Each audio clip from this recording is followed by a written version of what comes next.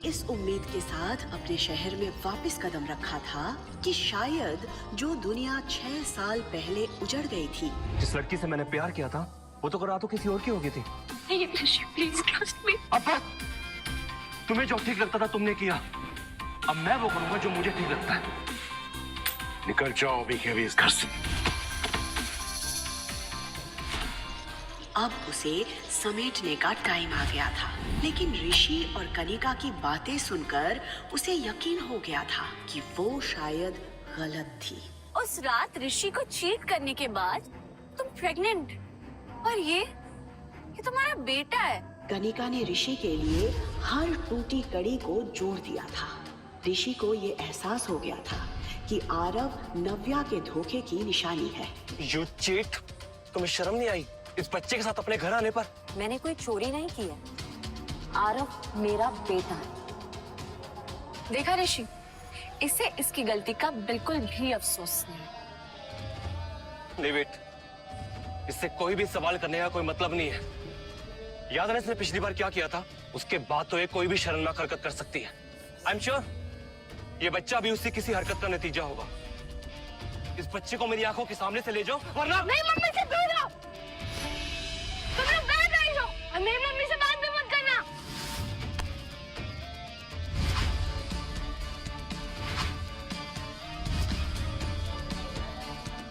मेरे बच्चे को हाथ लगाने की हिम्मत भी मत करना। Behave yourself.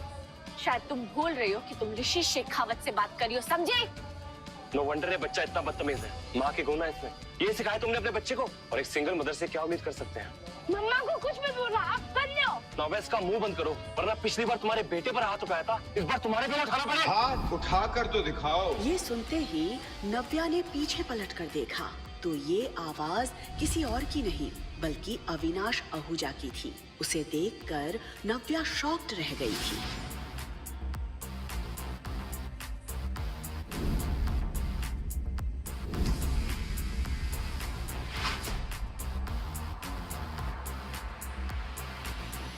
Darling, where were you? मैं तुम्हें कब से ढूंढ रहा था। ये सर को क्या हो गया है? ये दीदी को डार्लिंग क्यों बोल रहा है? Hey kiddo, how are you? पापा आप आ गए? Of course. मैं तुम्हारा कब से इंतजार कर रहा था। तुम लोग थक गए होगे ना? पहले लंच करोगे कि रेस्ट करोगे? नव्या पूरी तरह से ब्लैंक खड़ी थी। वो कभी अविनाश की तरफ देख रही थी तो कभी आरव के। वो मन ही मन सोच रही थी ये क्या करने की कोशिश कर रहा है? तभी उसने कनिका और ऋषि की उड़ी हुई शक्लों की तरफ देखा। वो समझ गई थी कि अविनाश क्या करने की कोशिश कर रहा है। कहाँ थे तुम? मैं कब से तुम्हें ढूंढ रही थी। लेट्स गो हनी, अभी लेट्स गो। उसके मुंह से ये सुनकर ऋषि का दिल जल रहा था। वो बार बार अविनाश की पर्सनालिटी और उसके पीछे खड़े असिस्टेंट और गार्ड्स की तरफ देख रहा था। ये देखने में तो बहुत रिच लग रहा है, पर इतना हैंडसम और रिच लड़का दीदी के साथ क्या कर रहा है? और ये बच्चा उसे पापा क्यों बोल रहा है? मुझे तो कुछ समझ नहीं आ रहा। ये लोग कौन है? तुम जानते हो नहीं? Not really. नव्या ने इतना कहकर एक ही पल में ऋषि और कनिका को उनकी जगह दिखा दी थी। Let's go. Of course kiddo. Shashank, yes sir, गाड़ी निकालो। Yes sir. असिस्टेंट, बॉडीगार्ड्स, इन नव्या ने किससे शादी कर ली और हम लोगों को पता भी नहीं चला।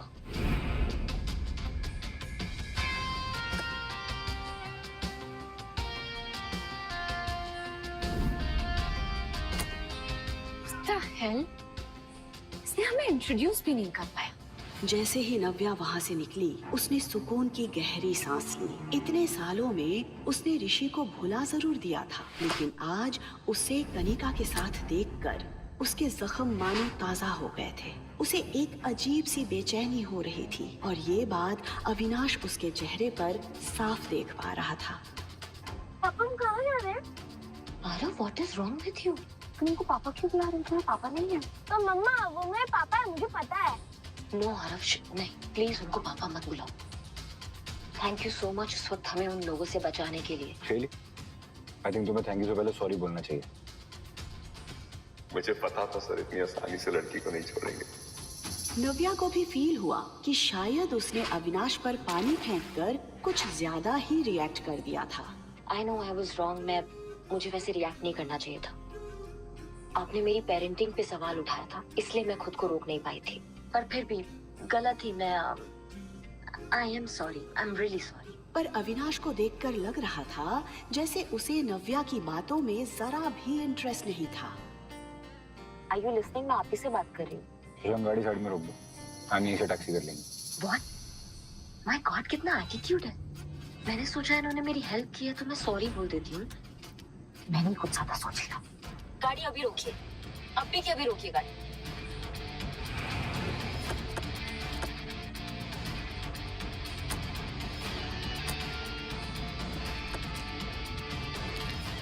What's this? ये टैक्सी का फेयर, यहाँ तक लिफ्ट दिया ना, thank you so much. What the hell? ये लड़की समझती क्या अपने आप को? वो देख रहा था कि नव्या आरव का हाथ पकड़कर दूसरे टैक्सी का वेट कर रही थी। अविनाश का चेहरा देखकर शशांक को हंसी भी आ रही थी और उसे डर भी लग रहा था। वो अविनाश के गुस्से से अच्छे से वाकिफ था, इसलिए उसे पता था कि अविनाश ने इस वक्त अपने आप को कितना कंट्रोल किया हुआ था।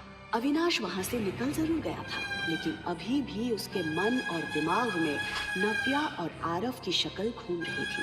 Interesting. कुछ तो है इस लड़की और इसके बेटे में। I don't know what, but there is something. Navya taxi रुकने का वेट कर ही रही थी कि तभी उसकी दादी का फोन आया। हाय बेटा नव्या, कैसी है तू बेटा? चंडीगढ़ में आपका स्वागत है।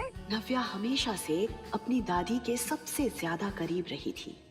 नव्या के घर से जाने के बाद शिखा और कनिका के बिहेवियर से परेशान होकर मीनू दादी ने भी कुछ साल पहले सिन्हा मेंशन छोड़ दिया था।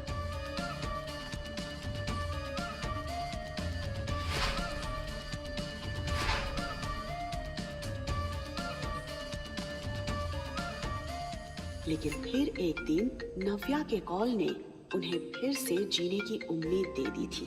दादी, अब बड़ी दादी बन गई है। दादी, मैं हाँ? अगर आप दादी बोलोगे तो मैं क्या बोलूँगा? बिल्कुल तेरा चेहरा, वही आंखें। और आरव, आप मुझे सुपर दादी बुला सकते हैं। सुपर दादी! देख, दादी तो मैं हूँ ही और साथ में सुपर पावर भी है, तो हुई ना मैं आपकी सुपर दादी। सुपर पावर वाली सुपर दादी ये! वैसे दादी, आप सोशल मीडिया पे बड़े एक्टिव हो। मैं परसों ही आपके आउट हाउस की पिक्चर्स देख रही थी। वो गार्डन पहले से भी बहुत सुंदर हो गया है। अब वो अमरूद का पेड़ जो हमने साथ में मिलके लगाया था।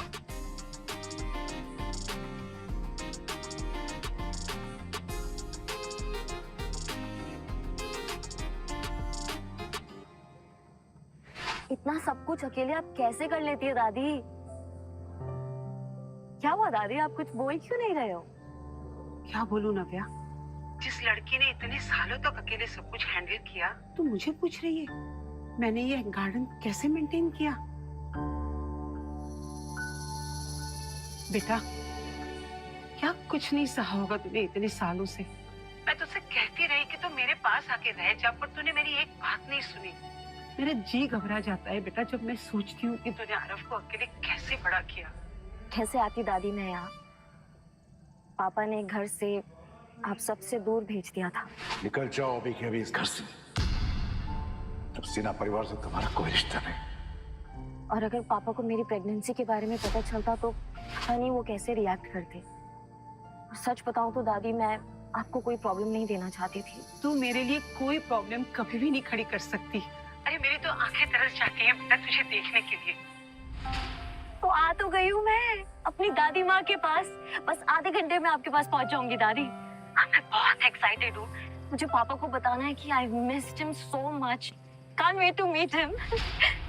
ये सवाल सुनते ही दादी के चेहरे पर उदासी छा गई। उन्हें समझ नहीं आ रहा था कि वो नव्या को सच कैसे बताए। क्या हुआ दादी? नव्या, तेरे पापा।